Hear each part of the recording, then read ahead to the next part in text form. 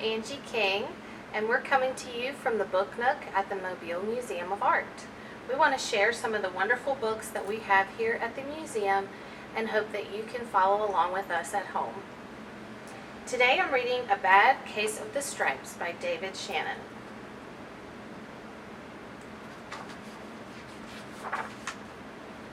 Camilla Cream loved lima beans, but she never ate them. All of her friends hated lima beans, and she wanted to fit in. Camilla was always worried about what other people thought of her. Today she was fretting even more than usual. It was the first day of school, and she couldn't decide what to wear. There were so many people to impress. She tried on 42 outfits, but none seemed quite right. She put on a pretty red dress and looked in the mirror. Then she screamed. Her mother ran into the room and she screamed too. "Oh my heavens," she cried, "you're completely covered with stripes." This was certainly true. Camilla was striped from head to toe. She looked like a rainbow. Mrs. Cream felt Camilla's forehead. "Do you feel all right?" she asked. "I feel fine," Camilla answered, "but just look at me." "You get back in bed this instant," her mother ordered. "You're not going to school today." Camilla was relieved. She didn't want to miss the first day of school, but she was afraid of what the other kids would say, and she had no idea what to wear with those crazy stripes. That afternoon, Dr. Bumble came to examine Camilla. "Most extraordinary," he exclaimed. "I've never seen anything like it. Are you having any coughing, sneezing, runny nose, aches, pains, chills, hot flashes, dizziness, drowsiness, shortness of breath, or uncontrollable twitching?" "No," Camilla told him. "I feel fine." "Well then," Dr. Bumble said, turning to Mrs. Cream, "I don't see any reason why she shouldn't go to school tomorrow. Here's some ointment that should help clear up those stripes in a few days. If it doesn't, you know where to reach me." And off he went. The next day was a disaster. Everyone at school laughed at Camilla. They called her Camilla Crayon and Knight of the Living Lollipop.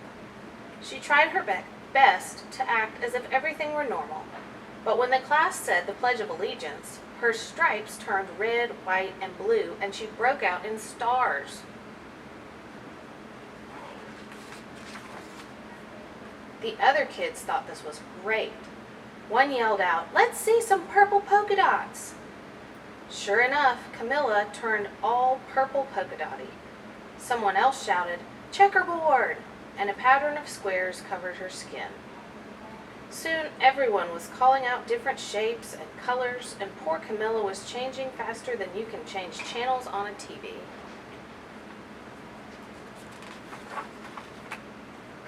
That night, Mr. Harms, the school principal, called. "I'm sorry, Mrs. Cream," he said. "I'm going to have to ask you to keep Camilla home from school. She's just too much of a distraction. And I've been getting calls from the other parents. They're afraid those stripes may be contagious." Camilla was so embarrassed. She couldn't believe that 2 days ago everyone liked her. Now nobody wanted to be in the same room with her. Her father tried to make her feel better. "Is there anything I can get you, sweetheart?" he asked. "No, thank you," sighed Camilla. What she really wanted was a nice plate of lima beans, but she had been laughed at enough for one day. Well, yes, I see," Dr. Bumble mumbled when Mr. Cream phoned the next day. "I think I'd better bring in the specialists. We'll be right over." About an hour later, Dr. Bumble arrived with 4 people in long white coats. He introduced them to the Creams. "This is Dr. Grop, Dr. Sponge, Dr. Cricket, and Dr. Young." The specialists went to work on Camilla. They squeezed and jabbed, tapped and tested. It was very uncomfortable. "Well, it's not the mumps," concluded Dr. Grop. "Or the measles," said Dr. Sponge. "Definitely not chicken pox," put in Dr. Cricket. "Or sunburn," said Dr. Young. "Try these," said the specialists. They each handed her a bottle filled with different colored pills. "Take one of each before bed," said Dr. Gropp. Then they filed out the front door, followed by Dr. Bumble.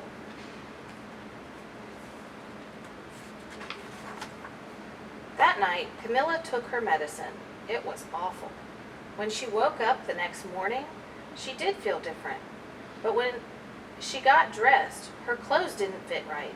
She looked in the mirror, and there, staring back at her, was a giant, multicolored pill with her face on it.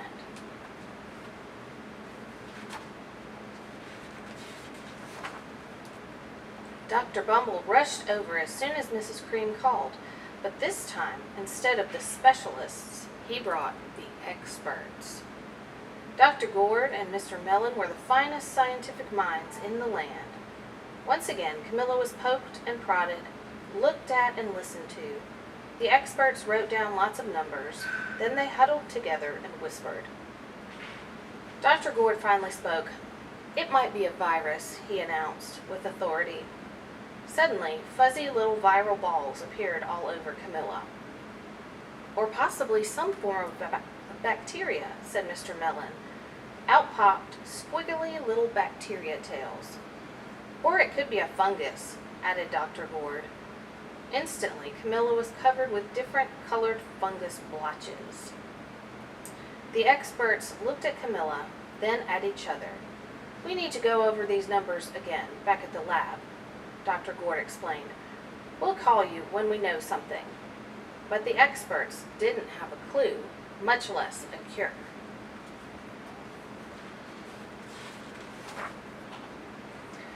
By now, the TV news had found out about Camilla. Reporters from every channel were outside her house, telling the story of the bizarre case of the incredibly changing kid. Soon a huge crowd was camped out on the front lawn. The Creams were swamped with all kinds of remedies from psychologists, allergists, herbalists, nutritionists, psychics, an old medicine man, a guru, and even a veterinarian. Each so-called cure only added to poor Camilla's strange appearance until it was hard to even recognize her. She sprouted roots and berries and crystals and feathers and a long furry tail, but nothing worked.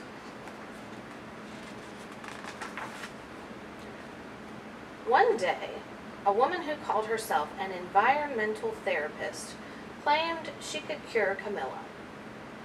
"Close your eyes," she said. "Breathe deeply and become one with your room." "I wish you hadn't said that," Camilla groaned. Slowly, she started to melt into the walls of her room. Her bed became her mouth, her nose was a dresser, and 2 paintings were her eyes. The therapist screamed and ran from the house. "What are we going to do?" cried Mrs. Cream.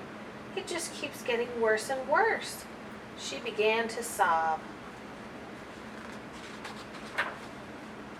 At that moment, Mrs. Cream heard a quiet little knock at the front door.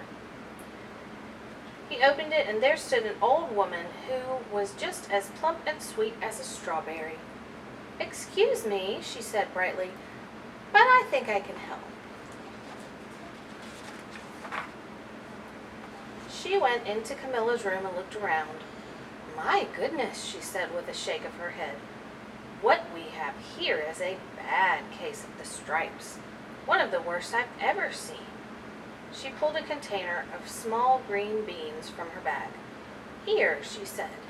"These might do the trick." "Are those magic beans?" asked Mrs. Cream. "Oh my, no," replied the kind old woman. "There's no such thing. These are just plain old lima beans. I bet you'd like some, wouldn't you?" she asked Camilla.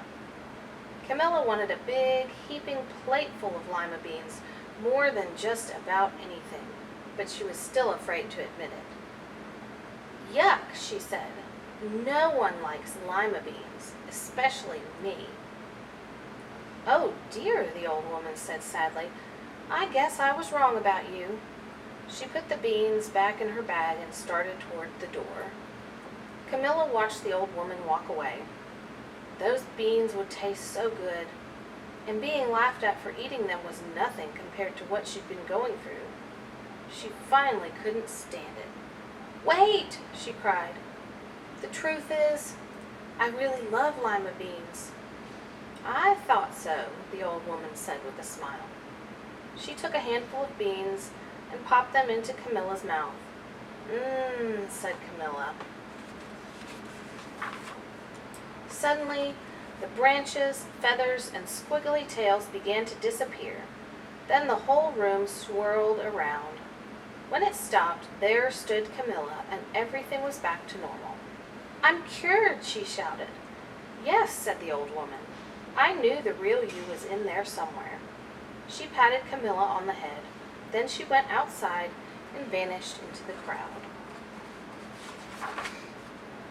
Afterward, Camilla wasn't quite the same. Some of the kids at school said she was weird, but she didn't care a bit. She ate all the lima beans she wanted, and she never even had a touch of the stripes again. The end.